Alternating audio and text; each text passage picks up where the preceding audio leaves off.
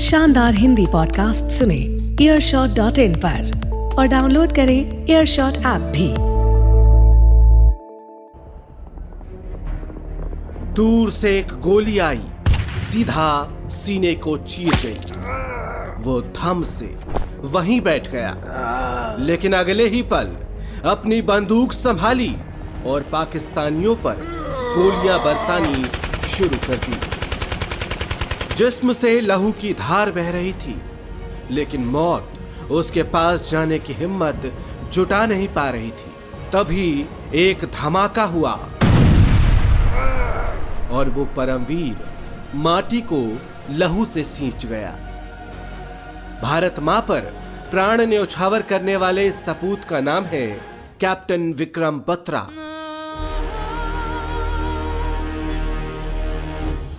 तो आज परमवीर के इस नए एपिसोड में बात इसी शूरवीर की होगी। नमस्कार, मैं हूं गौरव कुमार पांडे और आप अदम्य शौर्य की ये कहानी सुन रहे हैं ईयरशॉट हिंदी पर।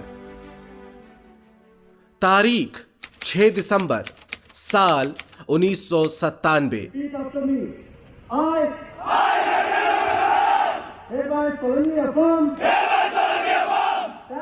एक पिता के लिए, एक परिवार के लिए गर्व का पल था। कैप्टन विक्रम बत्रा के पिता उन लम्हों को याद कर रहे हैं। बहुत अच्छा लगा था उनको वर्दी में देख के।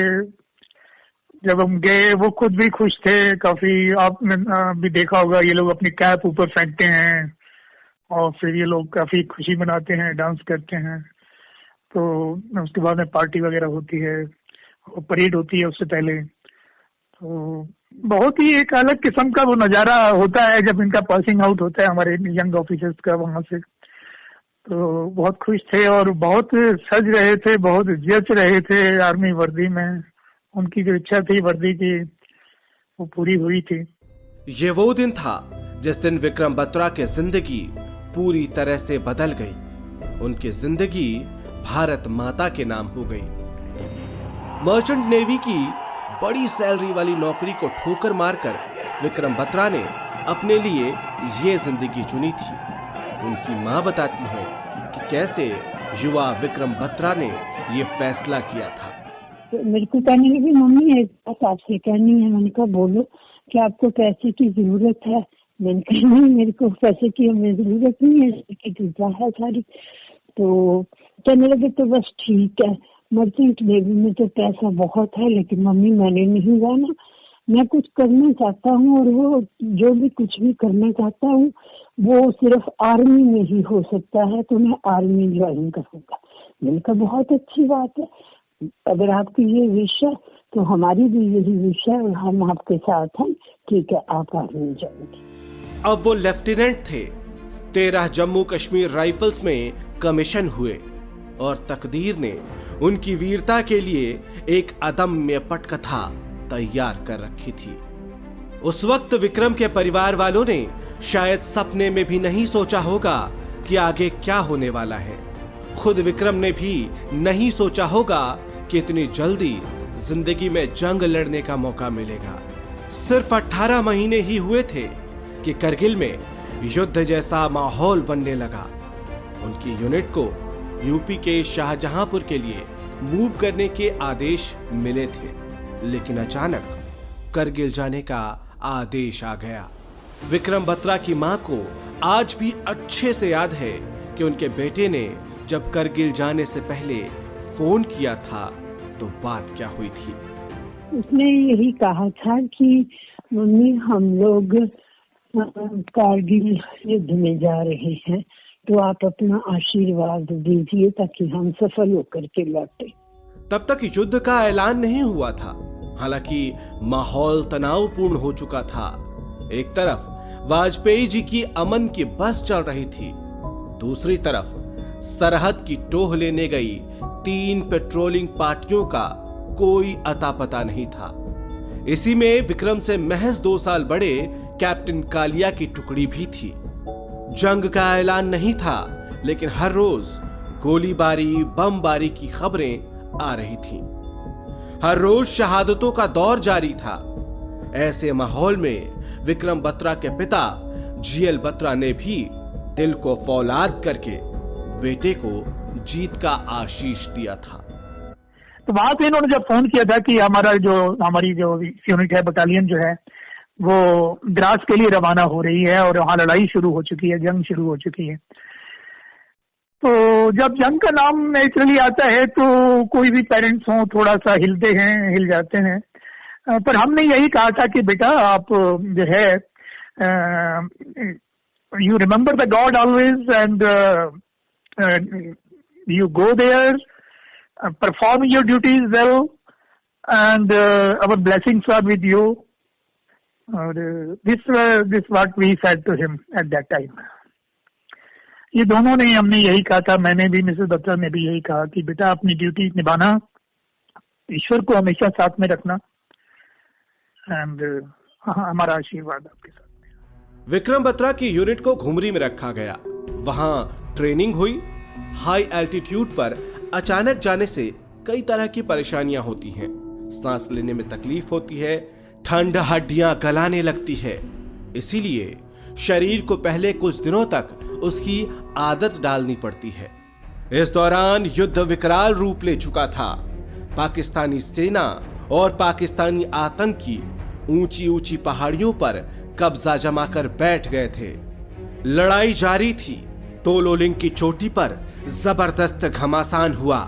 खूब गोलियां चली, खूब गोले दागे गए, लेकिन कई शहादतों के बल पर भारत का इस चोटी पर अब तक कब्जा हो चुका था और अब पीक 5140 जीतना जरूरी था। 13 जैकरिफ के जवान द्रास में 2 हफ्ते बिता चुके थे और फिर आया 19 जून यानी कूच करने की तारीख। लेफ्टिनेंट विक्रम बत्रा और कैप्टन संजीव जामवाल को 2 टुकड़ियों की कमान सौंपी गई। विक्रम बत्रा के पिता बताते हैं कि देश की रक्षा के लिए युद्ध में जाने को लेकर विक्रम बहुत उत्साहित थे। ये बिल्कुल जाने के लिए उत्सुक थे। जब इनको भेजने की बारे वहां भेजना था तो ये बड़े खुश थे कि मुझे इतने जल्दी है लड़ाई में जाने का, ऑपरेशन का, एक्शन का मौका मिल रहा है। He was happy with that जब इनको 5140 पर भेजा। कैप्टन जामवाल की टुकड़ी का नाम ब्रेवो और लेफ्टिनेंट बत्रा की टुकड़ी का नाम चार्ली पड़ा। पॉइंट 5140 तोलोलिंग दर्रे की सबसे ऊंची चोटी है और इसे जीत लेने से आसपास की पहाड़ियों पर नियंत्रण का रास्ता साफ हो जाता। ये एक महत्वपूर्ण लेकिन मुश्किल चोटी थी। आधे किलोमीटर की खड़ी चढ़ाई थी। हथियार सहित 20 किलो का बैग कंधों पर था और कोई कवर भी नहीं था, यानी छिपने के लिए कोई खास जगह नहीं थी और दुश्मन की नजर पड़ भी जाए तो वो तोप का मुंह खोल देता। बहुत जल्दी चढ़ाई करने पर भी 4 से 5 घंटे तो लग ही जाते हैं, लेकिन यहाँ तो दुश्मन की नजरों से बचना भी था और घुप अंधेरा था। उजाला होने से पहले ऑपरेशन को अंजाम देना था, वरना दुश्मन उजाले में गोलियां बरसा देता। घड़ी की सुइयां टिक टिक करके बढ़ रही थीं। दिलों की धड़कनें तेज। कैप्टन जामवाल और लेफ्टिनेंट बत्रा रात 9 बजने का इंतजार कर रहे थे ताकि अंधेरे का फायदा उठा सकें, लेकिन दुश्मन सतर्क था। बार बार फ्लेयर जलाकर निगरानी कर रहा था कि कहीं कोई ऊपर तो नहीं आ रहा है। ऐसे में उपाय बस एक था कि ऊपर चढ़ने तक दुश्मनों को उनके बंकर में ही रखा जाए। हिंदुस्तानी फौज ने तोप के गोले दागने शुरू कर दिए, लेकिन तोप के गोलों को अपने और परायों का फर्क कहां मालूम होता है। यूं तो जब अपने सैनिक दुश्मन के 400 मीटर करीब पहुंच जाते हैं तो तोप का मुंह बंद कर दिया जाता है, लेकिन यहां दोनों युवा अधिकारियों ने 200 मीटर करीब जाने तक तोप चलाने के लिए कहा, लेकिन पाकिस्तानियों को भी इस कार्रवाई से शक हो चुका था। तोप के खामोश होते ही वो बंकरों से बाहर आकर अंधाधुंध गोलियां चलाने लगे और अब कैप्टन जामवाल और लेफ्टिनेंट बत्रा ने एक और खतरनाक फैसला करते हुए फिर से बेस से तोप का मुंह खोलने के लिए कहा। दोनों ने गजब का हुनर दिखाते हुए एक योजना बनाई। गोलीबारी में स्प्लिंटर 45 डिग्री के एंगल से निकलते हैं। दोनों ने अपनी टुकड़ियों को लगभग जमीन पर लेटकर हेलमेट जोर से पकड़ के उसी पोजीशन में आगे बढ़ने का हुक्म दिया और दुश्मन के 100 मीटर और करीब पहुंचे। इसके बाद बेस को फोन कर फायर रोकने के लिए कहा गया और फिर दोनों टुकड़ियां चोटी के दोनों तरफ से दुश्मनों पर टूट पड़ी। विक्रम बत्रा की जिंदगी पर शेर शाह ऑफ कारगिल नाम से किताब लिखने वाले दीपक सुराना कहते हैं कि 80 से 90 जवानों ने चढ़ाई शुरू की थी, लेकिन लेफ्टिनेंट बत्रा के साथ सिर्फ 6 जवान ही टॉप तक पहुंच पाए थे। कि जब ये चढ़ना चालू किए थे, विक्रम बत्रा की जो डेल्टा कंपनी है उसमें 90 लोग ने चढ़ना चालू किया था, 90 पीपल।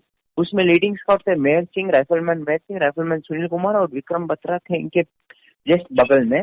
ये जब ऊपर चढ़ रहे थे तो डार्कनेस की वजह से और जो पाकिस्तान की जो फायरिंग की वजह से करीब 70 से 80 जो सोल्जर थे इनके, वो पत्थरों की आड़ के पीछे उनको वो गम गए थे उधर। मतलब वो पत्थरों की आड़ के पीछे रुक गए थे क्योंकि रास्ता नहीं मिल रहा था।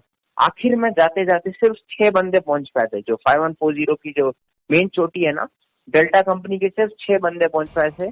इस लड़ाई के दौरान पाकिस्तानियों ने विक्रम बत्रा को उनके कोड नेम से ललकारा था। कहा, शेर शाह ऊपर मत आना, और विक्रम बत्रा ने करारा जवाब दिया।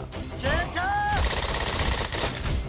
शाह नाम रखने से कोई शेर नहीं बन जाता। जैम करके उनको पता चला कि विक्रम बत्रा जो इनका एक ऑफिसर है इंडियन आर्मी का, उसका कोड वर्ड है शेर शाह, उनका कोड नेम।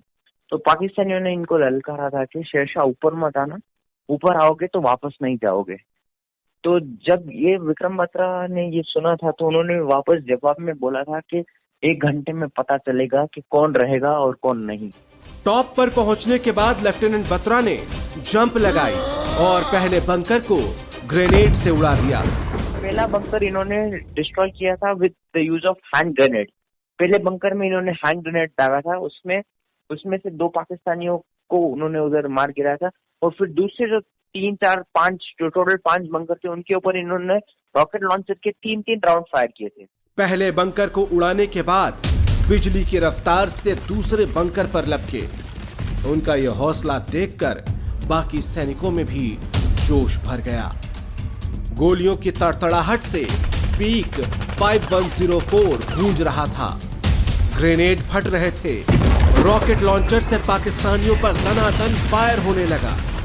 एक एक करके 17,000 की पीठ पर 7 बंकर हिंदुस्तानियों ने अपना बना लिया।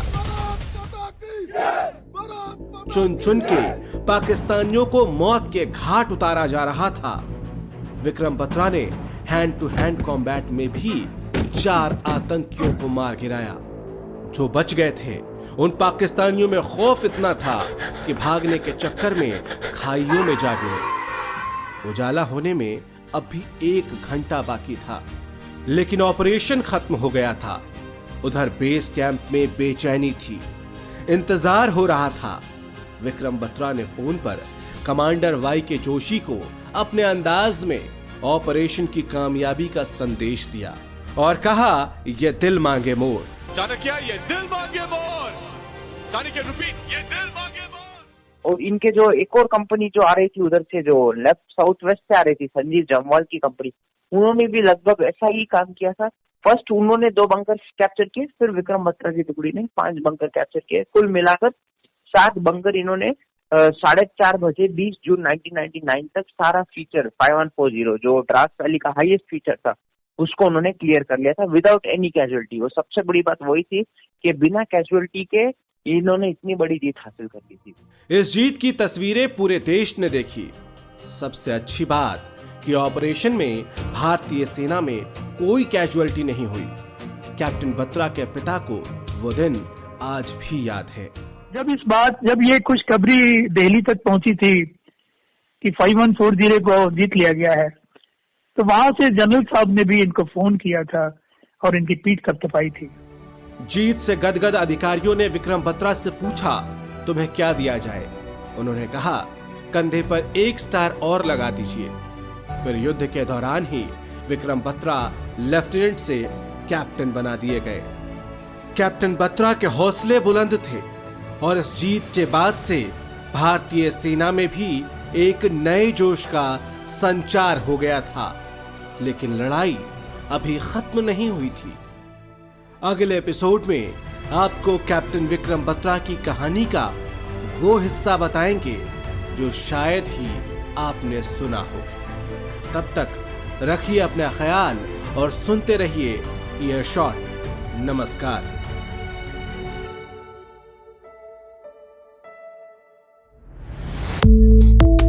शानदार हिंदी पॉडकास्ट सुने earshot.in पर और डाउनलोड करें एयरशॉट ऐप भी। Earshot, here and now.